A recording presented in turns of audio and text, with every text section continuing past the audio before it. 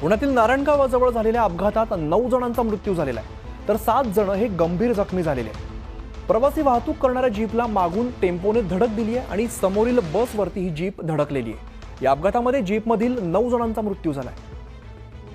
पुणे नाशिक महामार्गावरती नारायणगावाजवळ भीषण अपघात झालाय। या अपघातात 9 जणांचा मृत्यू झालाय, तर 7 जण गंभीर जखमी आहेत। नारायणगावाजवळ टेम्पो, प्रवासी वाहतूक करणारी जीप आणि एसटीचा अपघात झालाय। महामार्गावरती एसटी बस नादुरुस्त अवस्थेत होती आणि तिच्या पाठीमागून प्रवासी जीप जात असताना तिला ट्रकने जोरदार धडक दिली। ही जीप समोर उभ्या असलेल्या एसटीला जाऊन धडकली।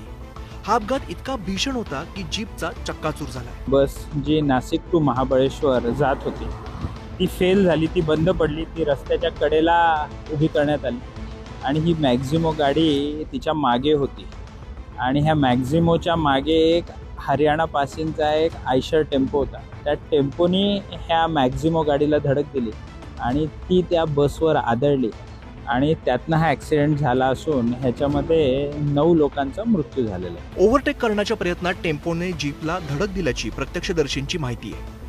दरम्यान टेम्पो चालक फरार असल्याची माहिती पोलिसांनी दिली आहे।